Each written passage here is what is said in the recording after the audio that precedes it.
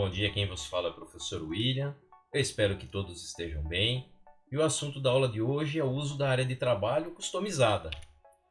Então nós falaremos um pouquinho sobre o uso de uma área de trabalho customizada, organizada. Essa tela é a tela que a gente utilizou na aula anterior, que a gente organizou na aula anterior. A gente pode perceber que, de fato, aqui nós temos as ferramentas que nós iremos utilizar durante o nosso curso de informática básica. Nós daremos ênfase às ferramentas mais utilizadas dentro de uma organização, dentro de uma corporação, dentro de uma empresa e até na nossa casa, na nossa residência. Então, quais são as ferramentas mais utilizadas? Nós temos o editor de texto. Ele é utilizado para a edição, a formatação e a organização do texto. Dentro dessa quantidade de possibilidades, nós podemos desenvolver relatórios, cartas, memorando, documentos burocráticos, documentos técnicos. Então, nós temos, por meio da ferramenta de edição de texto, o poder, de fato, de organizar tudo aquilo que a gente precisa comunicar ou documentar a alguém. Então, olha que interessante, nós temos uma ferramenta. Nessa ferramenta nós temos, de uma forma geral, a liberdade de expressar de fato aquilo que a gente quer, né? Quer seja uma carta, quer seja um texto técnico, quer seja uma rotina. Então, por meio desse editor de texto, nós temos a liberdade de colocar as nossas ideias nessa ferramenta. E aí eu dou ênfase para a importância do planejamento. Então a gente precisa planejar o que a gente vai colocar nesse documento, de que forma que a gente vai redigir, a gente vai escrever esse documento. Dentro do mundo dos negócios, nas empresas, nós não podemos cometer o erro de usar gírias. E isso no mundo dos negócios, na comunicação formal, ela não é permitida, ok? Ela não é indicada. Então a gente precisa prestar atenção, a gente precisa escrever de forma correta. Nós temos também uma outra ferramenta que é a planilha eletrônica. Ela também tem o objetivo de editar, formatar e organizar, dentro desse contexto, cálculos, automação de processos, relatórios analíticos, aqueles que a gente precisa ler linha a linha para que a gente consiga compreender. E os relatórios gráficos, aquele que por meio de um gráfico eu tenho uma visão geral, uma visão panorâmica sobre um determinado assunto. E nós temos, por fim, o editor de apresentação, que tem por objetivo editar, formatar e organizar o texto, as fórmulas, os relatórios analíticos e os relatórios gráficos. Então, por meio do editor de apresentação, eu terei a possibilidade de pegar todo esse contexto inicial que a gente falou, sobre o texto que a gente criou lá no nosso editor de texto, sobre as fórmulas que nós utilizamos na planilha eletrônica, sobre os relatórios que a gente conseguiu desenvolver nessa planilha eletrônica, tanto analítico quanto gráfico.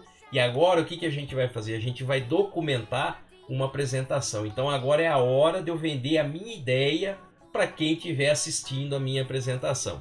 Existem algumas técnicas que nós podemos utilizar, que é com relação às cores, à disposição dos dados, das informações. Aquela apresentação, ela não pode se tornar cansativa.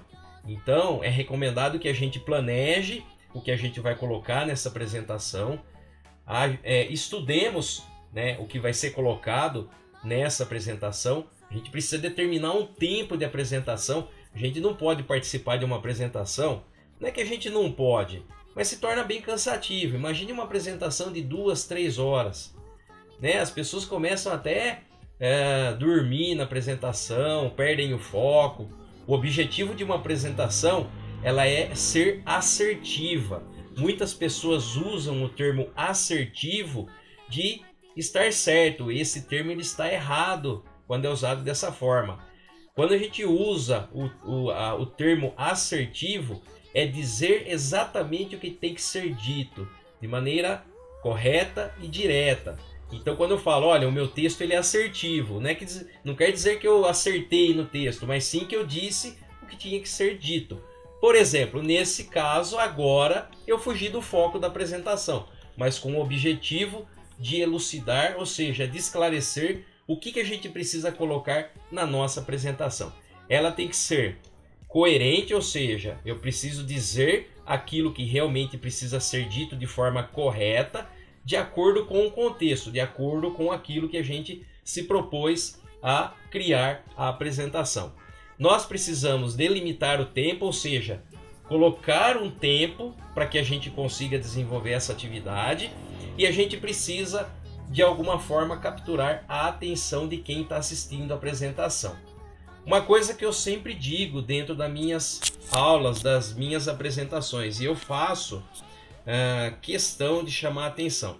Quando nós temos mecanismos que vão tirar o nosso foco, por exemplo, um celular que está do lado, um ambiente que fica exposto, várias pessoas passando, pessoas saindo e entrando, pessoas conversando, a probabilidade de nós perdermos o foco, de nós não conseguirmos concluir, né, as atividades, ela é muito grande. Então, hoje eu como professor, como profissional, o que eu entendo? Que a gente precisa manter o foco, a gente precisa manter, né, aquilo que a gente de fato se propôs a trabalhar, a estudar, de uma forma mais densa, né, para que a gente consiga alcançar o objetivo. Com base nessa videoaula, eu vou deixar uma atividade para vocês. Eu gostaria que vocês descrevessem as ferramentas mais usadas na rotina diária de uma empresa. Nessa aula eu falo sobre elas. E apontar nessa descrição, nesse texto que vocês vão redigir, se a organização da área de trabalho ela contribui para as rotinas. Imagine você ter uma área de trabalho desorganizada, né, com um fundo de tela que vai aí dificultar a visualização de uma determinada ferramenta. Então é isso que eu gostaria que vocês refletissem, que vocês colocassem no papel. Pessoal, a nossa aula de hoje ela fica por aqui, é uma aula bem curta, ok? Com o objetivo de elucidar esse processo de organização da área de trabalho. Eu gostaria que vocês se inscrevessem no nosso canal, ativassem o sininho e dessem o seu like. Eu ainda gostaria que vocês participassem dessas atividades, que isso acaba engrandecendo o próprio aluno, né? Quando ele entra lá no nosso canal e ele curte, ele comenta, ele tira a dúvida, isso daí acaba contribuindo. Às vezes a dúvida de um aluno é a dúvida de um outro aluno, de outra pessoa. Nosso canal ele é aberto, então ele serve para o papai, para a mamãe, para o tio, para a titia, para o amigo que não está fazendo o curso. Então vocês podem convidar quem vocês quiserem, ok? Pessoal, espero que todos estejam bem. Contem sempre com o professor William. Fiquem com Deus. Valeu!